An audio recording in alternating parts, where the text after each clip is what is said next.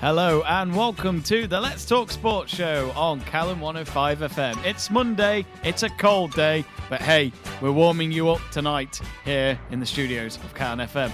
Alongside myself, Jamie Davies, is Conor Porter and Joe Stanley. For this week's show, Jack Price and Adam Davis have somehow pulled a sickie yet again. Or it's that Jack Price is at the Times or something like that. Somewhere down south. I've never heard of the southern area before. But anyway, we've got quite a lot to come up. We've got the football, we've got the snooker, and we've got the exciting Formula One race that took place in Azerbaijan. That's all coming up on the Let's Talk Sports Show.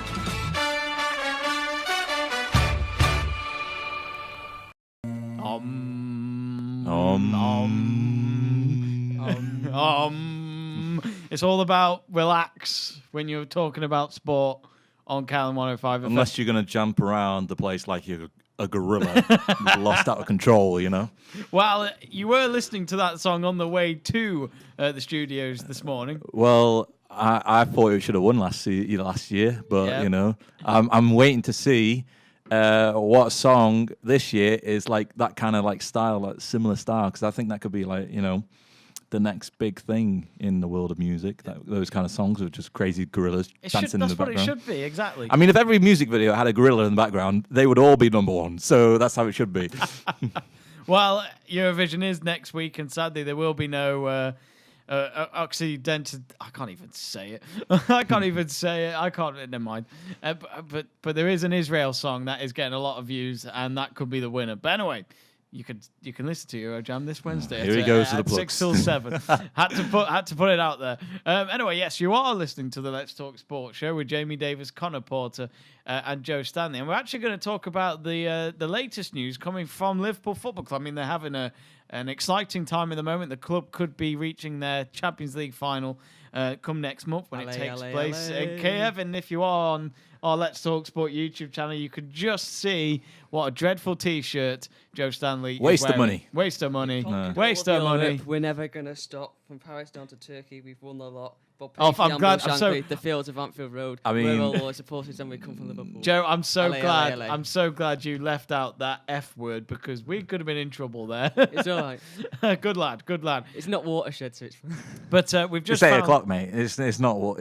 Yeah, it's 8 o'clock. It's 8 o'clock, not 9 o'clock. No. Not 9 o'clock. Not there yet. But we have just found out that Jurgen Klopp's assistant, which is the Zeljko Buvac. I do Zeljko apologise. Buvac. Where's the H? Too long. Too long. He's Serbian. Serbia. I thought there should be an itch there for Serbian. Anyway, we find out that he's actually spending some time away from the club, and that's now. That's not at the end of the season. That's now until the rest of the season, which is come at a bad time, maybe, Joe, because you know Liverpool just need to go and get the job done in Rome to play against AS Roma in the second leg of the semi-finals. And then they could be in the Champions League final, and they've still got a couple of Premier League games to go. What is this all of a sudden? It's due to personal reasons, so it could be a family problem. We don't know, but any chance you might know anything about this, Joe? Well, I turned on my phone this morning and it come up across social media that he'd left the club. Definitely he'd had a row with Jurgen Klopp, but obviously more news has come to light this morning that it's not that he's had a row with Jurgen or members of the staff at the club. He's got personal reasons. And it's completely come out of nowhere. Timing's a bit strange because it's 2 days before the biggest game in the club's history. Well, biggest game in 10 years for the club. A Champions League semi-final away to Roma, 90 minutes away from the final if we get a result. It's very bizarre. I don't understand where this has all come from, and it's a big shock. I know he's a quiet kind of person, a personal guy, a private guy, Zeljko, but him and Jurgen Klopp have worked together for 17 years, so I can't see the rumours of the row, which was all right, started by Duncan Castle, so he's not the most reliable journalist, is he? Let's be honest, Manchester-based journalist. You heard that first, Duncan.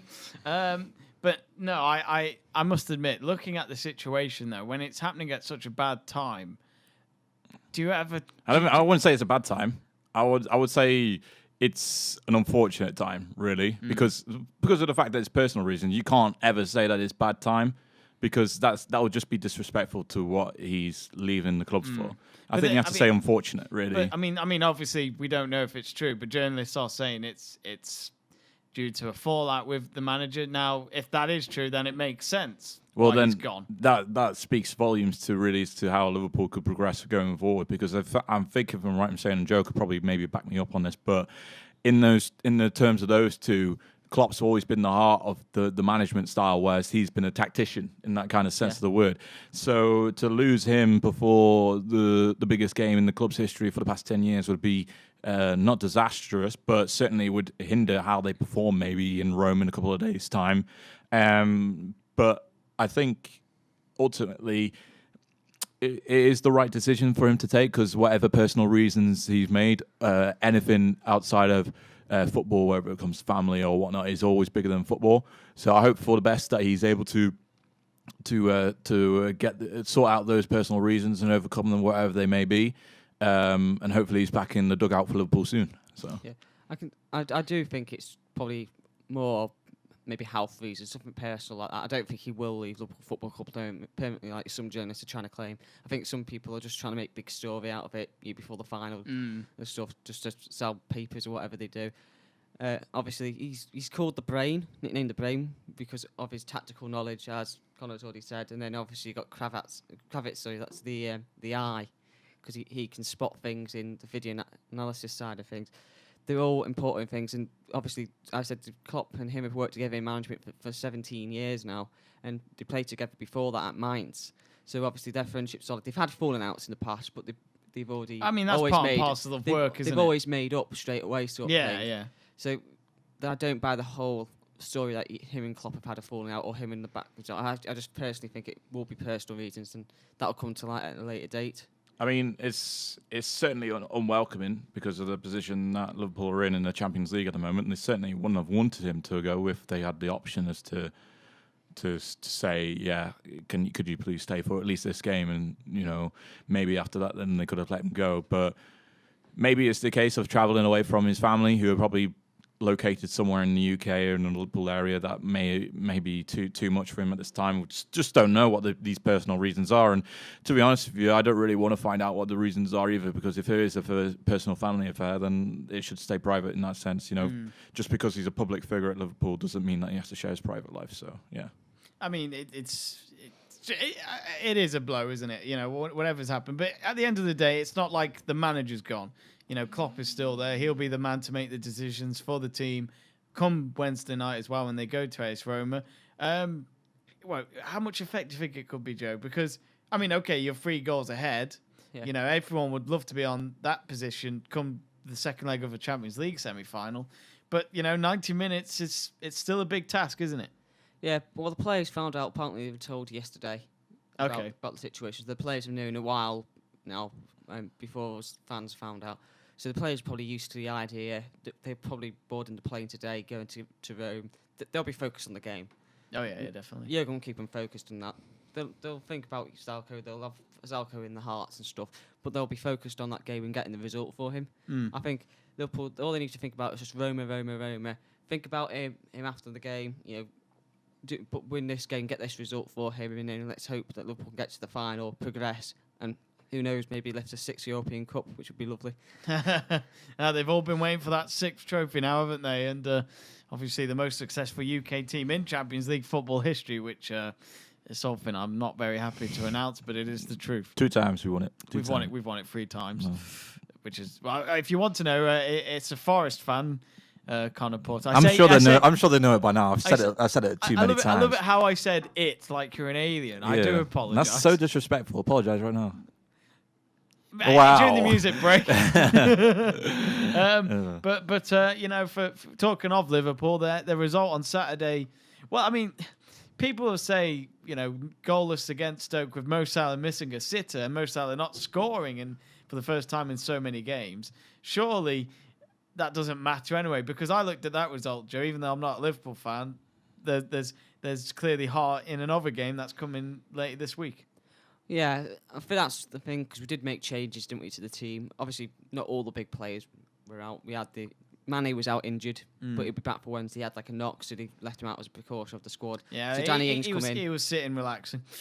Danny Ings come in, he played quite well. I thought he was unlucky to have his goal disallowed, but I must that's admit, one of those things. There was a moment when he had an injury on the pitch, wasn't there? And I thought, oh, here we go again. He's going to go off. Oh, yeah. And obviously, you had Moreno at full-back instead of Robertson. He's not really impressed in the couple of games he's played. No. Since Robertson's obviously been put out just to take a break for the Champions League. So Liverpool made a few changes. It was like they didn't really get out second gear. It was more, we don't have to win this game. We've got a point. We need 4 points from our remaining games this season. Now it's down to 3 because they got the points at the weekend. So I think it was more of a, let's try and get everyone through this game, focus on Wednesday, and then on Sunday we can throw everything at Chelsea and try and get the 3 points and secure Champions League football for next season. And a couple of years ago, you would have looked at this result and gone, actually, that's not a bad result against a hard Stoke team, a draw. But obviously, Stoke in the relegation zone this season, and the way we've been playing football and scoring goals, everyone would have expected us to win 3, 4, 5-0. Yeah. But obviously, Salah missed the opportunity, did prove he's human. But obviously, it's one of those, it's Liverpool, you're a bit like, disappointed that you didn't win, but you think we've got bigger things and more important things to worry about with Wednesday night. As you say, bigger fish to fry or something like that, or whatever they call it.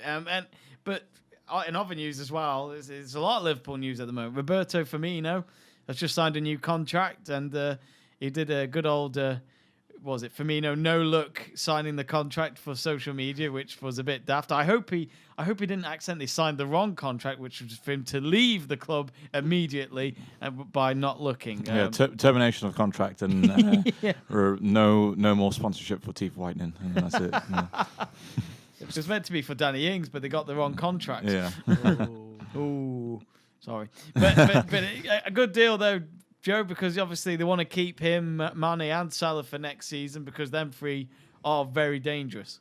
Oh, of course. Obviously, people until this season didn't really rate. Some people didn't rate Bobby Firmino. You pundit wise, I've always rated him. I thought when I saw him at Hoffenheim and I saw him in the Confederation, was it not Copa America? Copa America, yeah. Not Confederation, Copa America. That summer, I said to a few of my friends, we need to take a look at him because he's a good player. He was just playing as like attacking player at the time at Hoffenheim.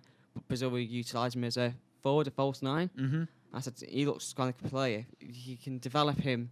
Obviously, we started Rodgers at the time under a manager because I knew that Rodgers probably wouldn't last very long that season anyway. If we can get him in and develop him as a player down the years, he'll be a good player for us. We've got him in. Klopp's put him as the false 9, and he's been fantastic. His work rate's brilliant. He scores goals. He's had his highest scoring season in all of his time in Europe since he's been at Hoffenheim at the age of, I think it was 19 or something. He was very young when he was at Hoffenheim.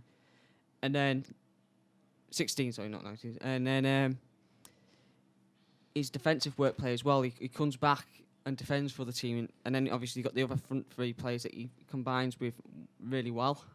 So the important thing is we've got Firmino tied down now, and I have to say I've got a soft spot for Bobby. He's my favourite player. So I've had him on my shirts this season and stuff. And then next up will be Salah and Mane to sign the contracts. I'm confident of that will happen. I know that Firmino, they haven't announced the terms, but I've been informed that it was like 180,000 a week, 5-year deal, is what I understand it to be. And it'll be similar to with Salah and Mane, because Liverpool Football Club now, they lost Coutinho, and what they're trying to do now is make sure they don't have any more drain of their talent pool. Yeah. They want to keep these star players like Firmino, Salah, Mane. And winning the Champions League will help that for sure. Of course, winning the Champions League, major trophies, you got to look at these clubs, the clubs that keep hold of players like United and City and Chelsea are winning trophies every season. Yes, City have won the League Cup and they've won the league this season. So those are just, it doesn't matter what size the trophy is, as long as you're winning a trophy, players want to come. It's good for the financial side of things, and it's fantastic. It shows what Klopp's doing.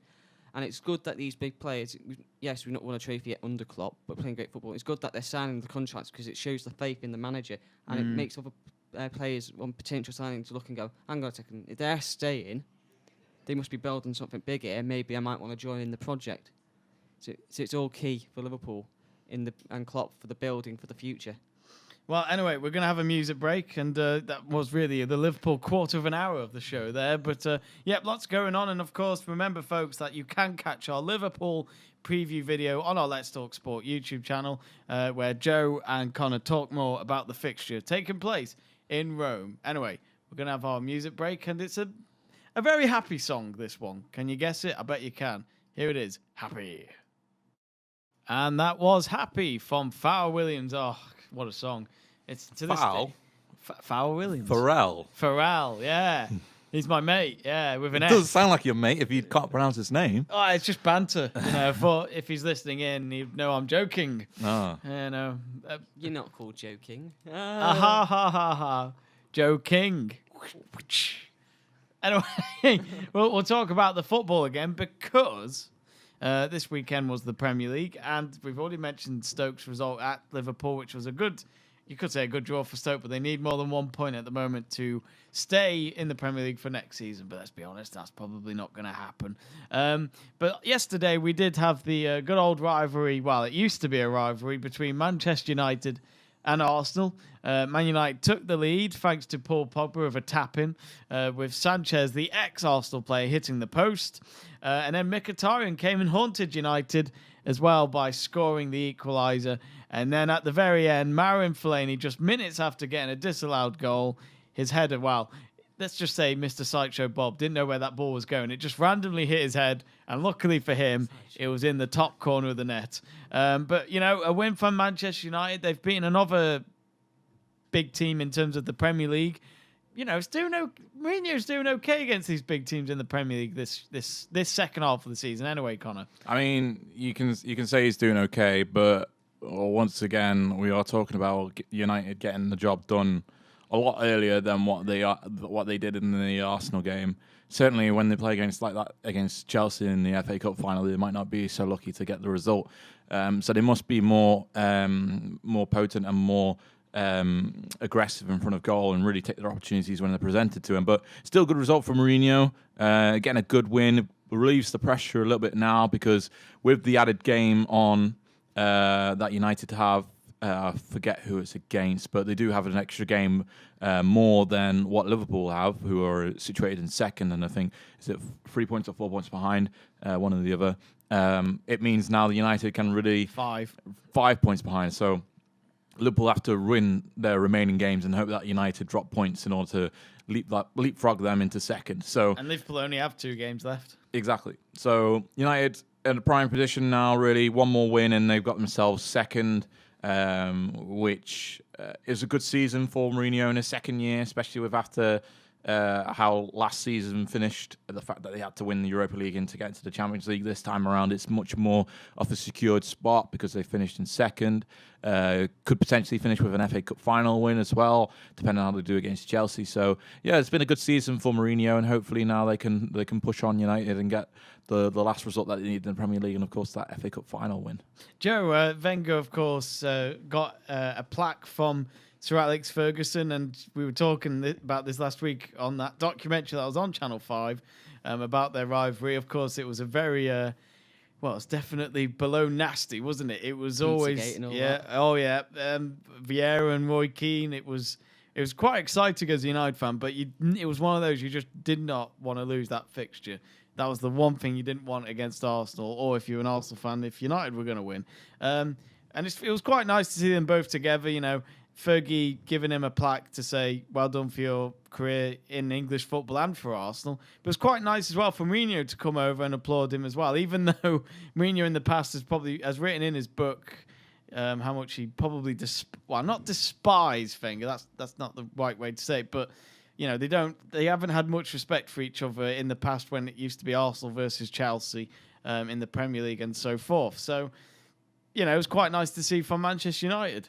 Yeah, it's a classy act from United, to be honest. I didn't expect anything like that before the game. No. It's like even the United fans were applauding. Yeah, they did. Wenger and stuff.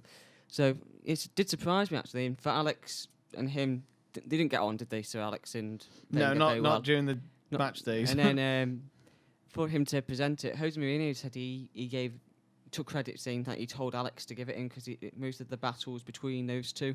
Oh, really? That's what he said in the post-match interview, and I was thinking, well, you should have just kept that quiet, Jose, just leave it for those two. And then, obviously, Alex told Jose to come up, and I think Wenger's thinking, oh dear, it had his name written on the plaque. Yeah. Because it said it was presented to Arsene Wenger by Sir Alex Ferguson and Jose Mourinho of Manchester United. So I don't get why he wouldn't go up and take the photo of him. Yeah. I either way, it's a nice gesture, isn't it? From the club, because as it didn't have to be done. I mean, it is going to be sad. I wonder if Huddersfield will give him one. Presented by David Wagner to Hey, David over our 2 games. David Wagner's a legend himself, so I think I would take that. I do like David Wagner. He's a good manager. He is a good manager. It made me happy Wenger's post-match interview, and he said, "Yeah, I haven't got on well with these two for years," and then all of a sudden it's all nicey. It was quite funny. But all things apart, that's what you want to see.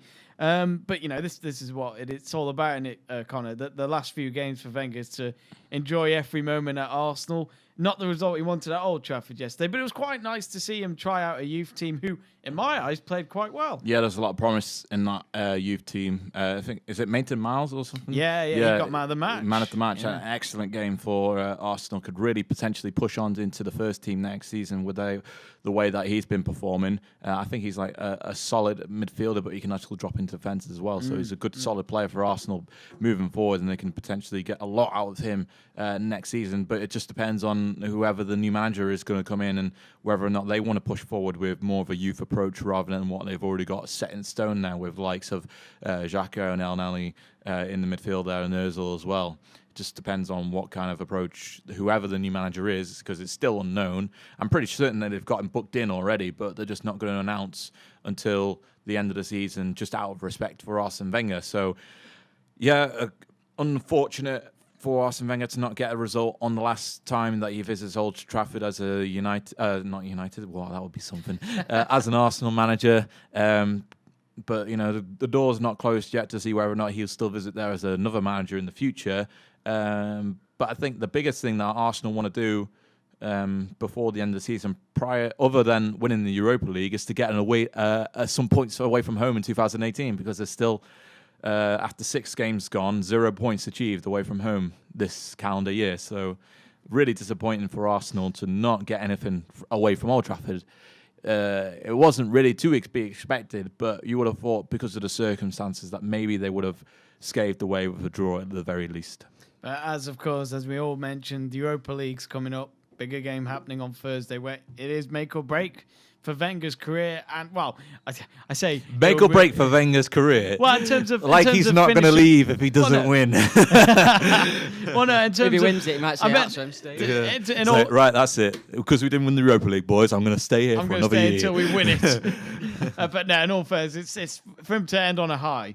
That's what it's all about. And Premier League has not gone well this season, but as we've already agreed on last week, it was the right time for him. He should have gone last year. We've all said that. Anyway, we'll move on. Man City passed 100 goals. They beat West Ham United 4-1. West Ham back in it, aren't they, for the relegation zone after that? It was kind of expected, though. They knew Man City were going to be a tough team. And as always, David Moyes can never beat the big teams in front of him. But that's just because he's a rubbish manager. Nearly said the other word. I mean, with West Ham's situation, the goal difference, of course, is one that could really play a key part into their survival or not. And that just goes to show as to what kind of defence they've had for the majority of the season, which plays into whether or not Joe Hart should be in this England squad. And, the fact that they've been conceded a lot of goals, I think they're well into the negatives of close to minus 30 or 40 goal difference now. He didn't play yesterday, but then again, that goes into form. You can't fault Adrian for stepping in because, Joe Hart can't play against City. But then again, Joe Hart's had at least another 30-plus games to make an impact for West Ham's team, and he's not done that. So, really dangerous for West Ham now. They must pick up the results in the next few games. I think they got United in one of those games as well, so that's even more dire straits for them. But I think David Moyes will keep them up. Just keep them up. I think they'll finish below Swansea, but above whoever's still in the relegation zone now. I think it's Southampton, Stoke and West Brom. So West Ham to stay up for me, I think. I think, I can't see West Ham going down. I think they've played just enough for me. It's especially on Altovic. He's played very well in the last few matches. He's been a very, very. If West Ham do player. go down, they'll lose an Altovic. Oh yeah, easily. I think Hernandez might have to stay. Yeah, well, I think Hernandez will probably get back to Germany because then at least he can play European football. That's true. Yeah. Anyway, we'll talk about the other fixtures quickly. West Brom. Good win. Great win. St. James's Park against Newcastle. The Dream's still alive. The Great Escape 2.0, hosted by Darren Moore, is going to be... How many points behind are they? Well, I think they're on 20... 25 or 28 points. I do apologise. Because I know Stoke's on 32, and I think Swansea's on 33, I think, just outside the relegation zone, just off the top of my head. Get Jamie to confirm that in just a second. But yeah, great goal by Matt Phillips to give West Brom the win away from home. Under Darren Moore, I think it's a 100% record away from home, and that's going to St. James's Park and Old Trafford. So, and clean sheets as well. So, it's a solid man. And hopefully I'll be going to watch him against Tottenham this weekend. That's 3 o'clock. 3 o'clock kickoff, yeah. So hopefully they could beat them. Hopefully the dream will stay alive and they'll keep themselves in the Premier League. Well, West Brom have 2 games in hand. 2 games left. And they are 5 points off Swansea. It's Tottenham at home and Crystal Palace away, so Crystal Palace could be a difficult one. So it doesn't matter, does it? For West Brom, they have to win every game. Yeah. Well, whether it happens or not, in all fairness to West Brom, they could win every game. But sadly, you look at Swansea, they only need a point just to really stop West Brom. But Swansea have been playing okay. The game in hand for Swansea and Southampton is against each other as well. So preferably, they would want probably either the likes of West Ham or Brighton to drop some points and to fall down into that relegation zone battle a bit more, because then they can afford for Swansea to win against Southampton at that later date, and then they could potentially either overtake one of those just to keep themselves in the Premier League. But as we've been saying now for at least a month and a half now, I think it's just a little bit too over for them, and potentially they've brought Darren Moore in at the wrong time. If it was a couple of If it was that time about a month and a half ago, then maybe they would have had a chance to stay in the Premier League. But I think it's too late now. It is annoying because sadly you can have your ifs and buts, but as you say, West Brom are going to go down. Yeah. Well, if ifs and buts are candy and nuts, we don't have a Merry Christmas. So I have Stanley there like that. I'll forget that, but I'll have to remember it if I ever do. Stoke City they're 2 points ahead of West Brom. They could still do it. They've got 2 games as well remaining. Southampton have that game in hand. I'll say this now about Stoke. If it wasn't for those draws that they've had, if only they converted that game against West Ham. Well, look at how many draws West Brom have got. They've got quite a few draws this season. It's been terrible for them, really. It's a strange one. If you actually look at the draws that West Brom have had, they have had 13 draws. I think that's the most in the Premier League. That's crazy. Can I ask about West Brom? If they lose this week, if they lose any game, they'll be relegated. Yeah. So because they had to win last weekend, they couldn't even draw because they drew. They were down, wasn't it? So they have to get a result this weekend. It's basically reliant on what Swansea do at the moment, because they are the ones that are outside the relegation zone, and because pretty much Southampton, they were always going to win against Bournemouth, because Bournemouth haven't really been in great form away from home this season. No, they've been really bad. And Swansea were playing against Chelsea, so we were always expecting to lose that game, and Liverpool were hosting Stoke. The situation with West Brom basically is win all games and hope for the best that a result comes your way, but at the moment it's basically out of their hands. Okay, quickly, we look at this. Southampton, Stoke and West Brom are in the relegation zone. Is that the bottom 3 we're expected to go down to the Championship? Conor, straight away? I think so, because strictly speaking, Southampton haven't been consistent throughout the season, and Stoke have been exactly the same boat under Mark Hughes and Paul Lambert. Lambert's not really brought in anything to change it around. No. Mark Hughes has not done anything really that much at Southampton besides what happened this weekend. So I think they'll both be joining West Brom in the Championship next season. Joe Stanley? Yeah, I would have thought so. Can I just have a look at the... Yeah. So if you want to quickly check, Southampton... There's only the point in it, really, isn't it, between Southampton and Swansea? That's the only thing. Huddersfield could still go down. It's crazy, That's the thing. I think the team that's got the best chance of...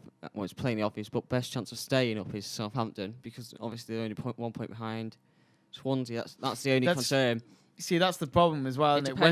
West Ham, Huddersfield, Swansea and Southampton have a game in hand over Stoke and West Brom. To me, it just depends on which way the Swansea-Southampton game goes. But I think the other 2 are definitely gone. It just depends on Southampton. They might just manage to turn it around. If not Southampton, who else?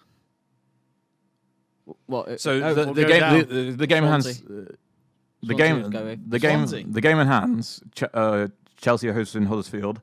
West Ham got United, and who was the other one? Swansea. They got Southampton. And those are just the game of hands, aren't they? Brighton, you don't want to really put Brighton in that mix, but they're playing against City. So they're not exactly easy game in hands to have. So it's all fair game, really, in my opinion, for Southampton and Stoke. Huddersfield have got a bad run in because they play Chelsea. They play Chelsea and then Arsenal. And Man City, I think they play as well. Yeah. I think I read somewhere that they play Man City. Brighton have got Man United as well coming up.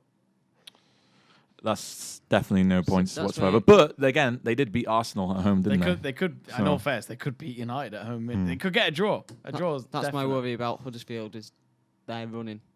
Yeah, it's. So there's definitely 2 out of the 3 we think are going down, and that is Stoke and West Brom. Apologies to my father, who is a Stoke City fan, but Championship football apologies next to year. John Drury as well. I'm sure he's listening, and Oh, they'll enjoy Championship football next year. Hey, it's not that easy. if they get the money to spend. Hey, they'll be playing Forest next year with Shrewsbury Town. Oh. Don't get me started on that. Let's just move on. Shrewsbury aren't up just yet, but Well, I hope they. I hope they do through the hope they playoffs. win It'd be the a lovely playoffs. story. Would be amazing. I've Anyway, got a question about Oh, go on, Joe. League 2. go on. Accrington Stanley won the league with the lowest They budget. did, yes, and now they're in League One. It's incredible. Did you see my tweet? I did, yeah. Accrington Stanley are they League 2 champions. But no, it's fantastic to see because they do get the headlines quite a lot, Accrington Stanley, and they have proved themselves a great. Well, they are known for being a long non-league club for so long, and they've stayed in the Football League for so long now. It's incredible achievement. They say if you don't drink your milk, you won't be like Ian Rush and you'll play for Accrington Stanley. It's not such a bad thing. Right, no, you eat your greens. I was dressed as a banana on Saturday, and I made sure the kids will eat their greens.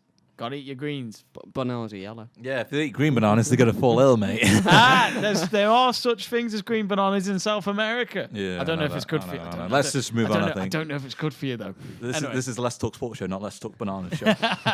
And you can listen to that next.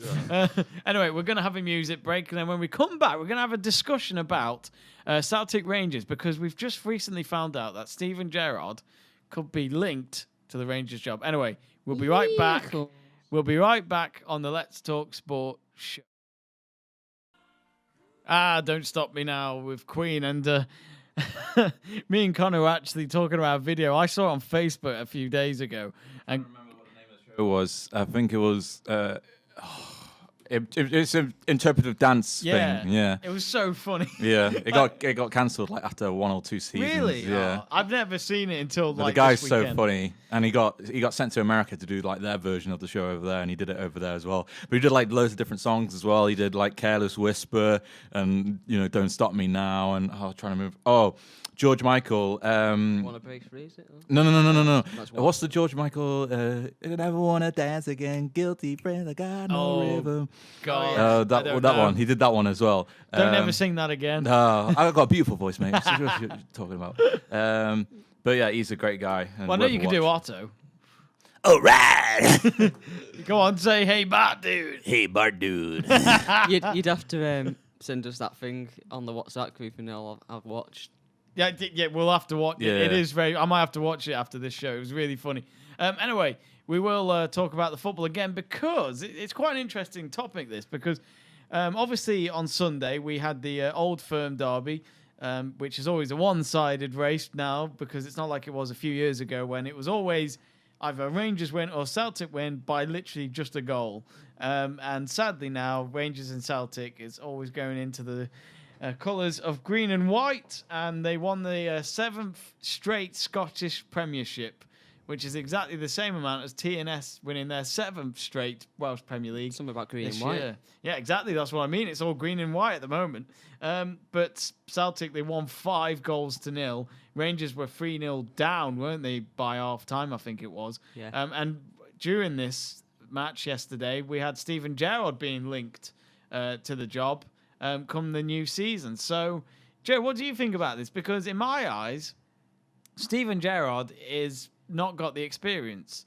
So for him to manage a big club like Rangers, because let's be honest, they are a big club, even though they're not winning the cups at the moment, they need to have a team that can rival against Celtic.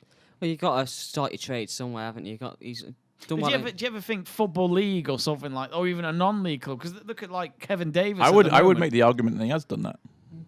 Where? Because Liverpool under 18s, for the past 2 He seasons. got linked with the MK John. Yeah, but look at Gareth Southgate. He got offered the MK Dons job, Well, didn't he? But he didn't want it. Look, Gareth Southgate's doing pretty well at England, isn't he? After doing, you don't think he's doing well. What's he done right? Well, look at the way that he's transformed the squad. Like, I don't want to go too depth into this because we've already done this. But what have we done? What have we done? Well, we got to the World Cup for starters, and we got to the Euros as well. That's if you're going to get the England job, if you don't make a major tournament, then you don't deserve to be a manager ever again with those sources and the teams you have around you. Come on.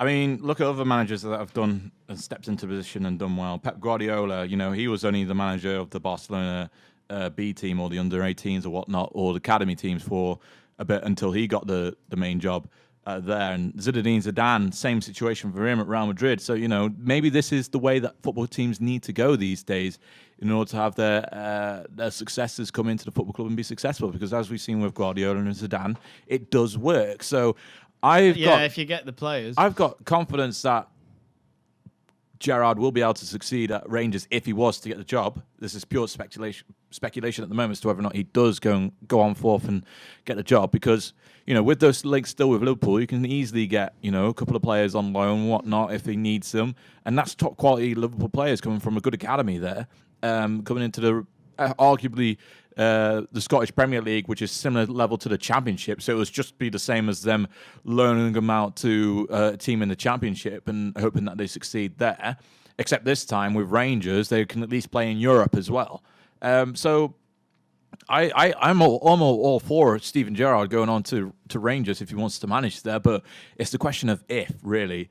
Because if he goes there and this Liverpool door closes for the time being, and say something happens to Klopp, then I think he's missed out on a real good opportunity to not take over that job. I'm not saying something's going to happen to Klopp, because I think he's going to do a decent job, but it's a big risk really for him to go to Rangers, because it could either go really well or really badly. It's been dubbed as a Liverpool loan in to Rangers to give him some sort of managerial experience. Yeah. Because I think the under-18s isn't challenging enough for Stevie G. Well, that's what I mean. Under-18s is not.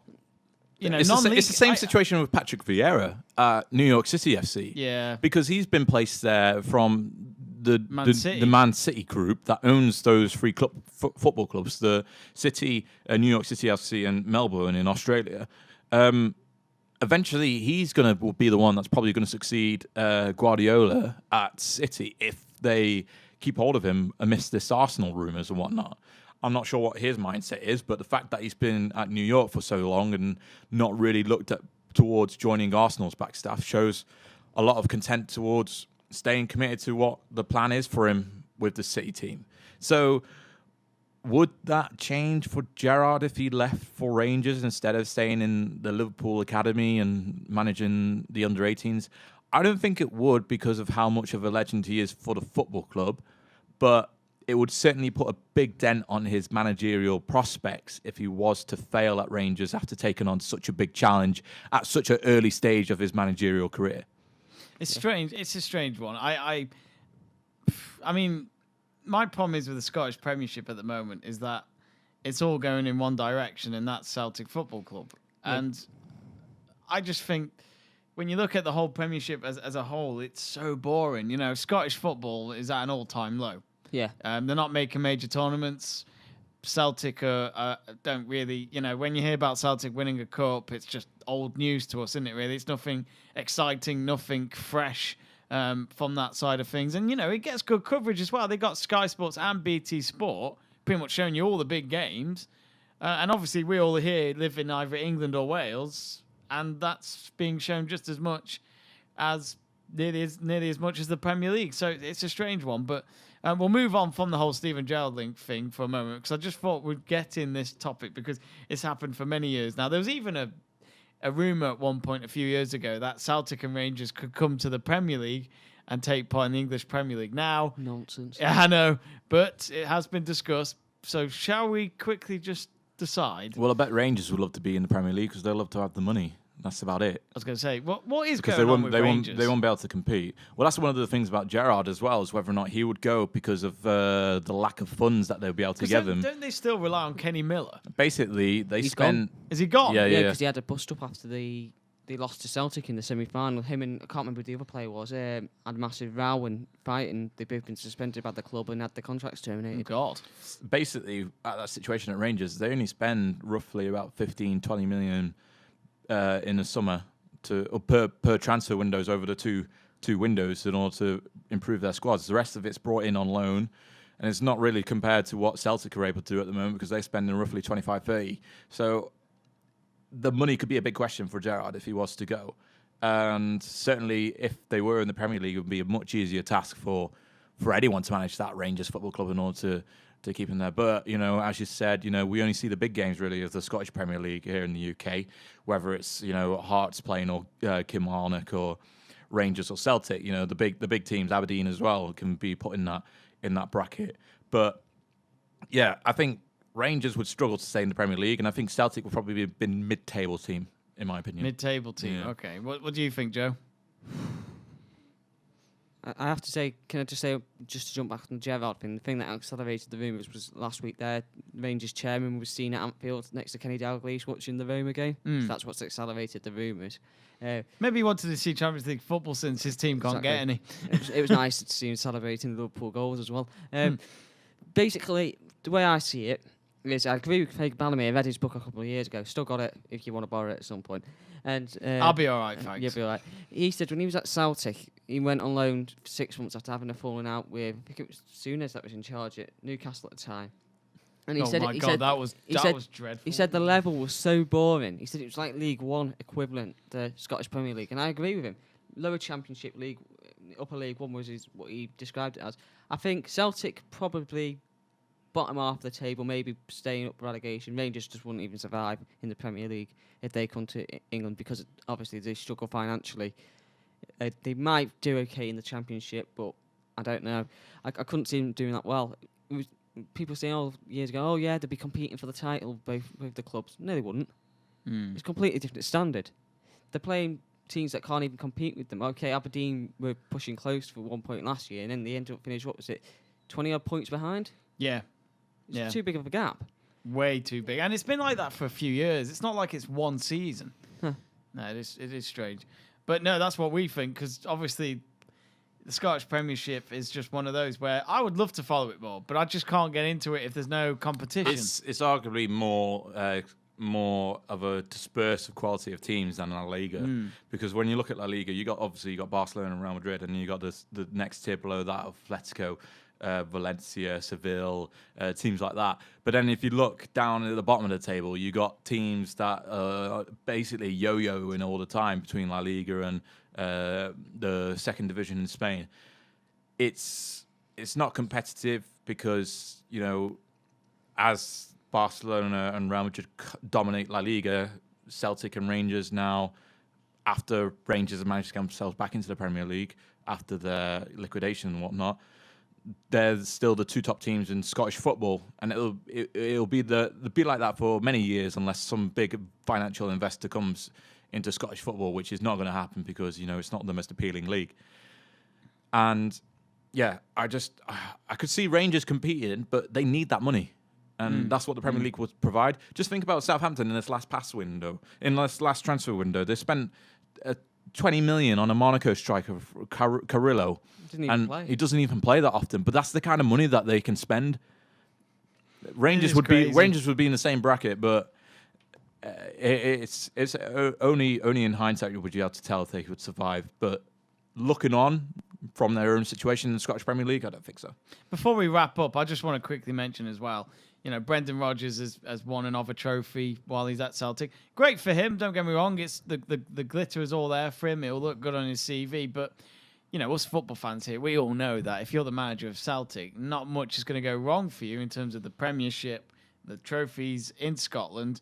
Then the only challenge they really have is the Champions League. It's like Ronnie Dyler. Sorry to interrupt. No, it's all right. Ronnie Dyler was in charge, wasn't he? He won trophy after trophy. But he still got the sack because it wasn't interesting enough for the Celtic fans. It was still boring football. He could win every single trophy he wanted. Yeah. Apart from obviously European, because they always struggle in Europe. That's the big thing with Brendan Rodgers. He can win every league trophy domestically in Scotland, but his big thing, his Celtic career could be defined on whether he can get them far in Europe. Because at the moment, it's been group stage, exit, group stage, exit, group stage, exit. And 10 years ago, they okay, it was always difficult, but They there beat was United. Well, we still finished the group on top. Just saying. Sunsky Nakamura. Yeah. Oh, that was a great free kick, and Louis Sahar could have equalised, but missed the penalty. I remember that night. But yeah, no, I think that's the problem with Scottish football. There's no European existence from the group stages, so it's a weird one. But surely as well, when you look at Brendan Rodgers very quickly, would this get him any big job outside of Celtic? Because he's been rumoured as part of the shortlist maybe for the Arsenal job, but that doesn't prove. If he was to go to a club like Arsenal, it'll only be a short-term fix. I don't think he's there for the long run. No, I think you're right. He struggled at Liverpool. He did. Apart from the nearly- 13-14 season. Yeah, he nearly did it. But that Premier League would have made not just for Liverpool, but for Brendan Rodgers as well. It would have changed so much for his CV. It's amazing how one season can define someone's career. It's such a shame that they managed to slip it up, didn't they? And that was that Denver in more ways than one. Hey, Steven Gerrard will teach them how to slip up for Rangers maybe when they're 2-0 up against Celtic and then it ends up being 3-2 at the end. Stopped Rodgers from winning the league once, he'll do it again. I like that. That was a good fair dues. That was a good comeback, Joe. Anyway, thank you all for being here. Shout out to Carter getting the better of Sunderland finally. Oh, God, yes. Ali Carter, yeah. He lost in 2 finals against Ronnie, and he beat him at the end. Ronnie O'Sullivan. Go Carter. Who's going to win? The finals on Sunday, and it continues on May Day, on Monday, which is next week. Bank holiday, woo! And yeah, wow. It could be anyone's to win. Ricky Roldan is the man I'm keeping an eye on. He's the local man around here. He is. When I last checked, he was 8-all against Judd Trump, but there was only 5. It's the first to 13 that would win and make the For those that are quarters. still wondering, David Armand is the name of the interpretive dancer. So if you Google search him and just put David Armand, Don't Stop Me Now, interpretive dance, you'll see an absolutely hilarious video. I've got to So watch enjoy that again. for the rest of your evening, guys. Well, I'm going to watch that after this. Anyway, thank you very much to Conor Porter and Joe Stanley, as always, for their contribution. They will be here next week with Jack Price, as Jack Price will be hosting the live edition of Let's Talk Sports, and that is, of course, next Monday at 8 o'clock on Calon 105 FM. And if you can't listen to us on air nearby, you can, of course, go on calonfm.com, and that you can subscribe to Let's Talk Sport on YouTube for more of our videos, including clips from this show. Anyway, thank you all. I'll see you later. I'll be in Eurovision next week. Oh la la. I don't know if that's a song or I don't know. Anyway, I've ruined the moment. I'll see you all later. Goodbye.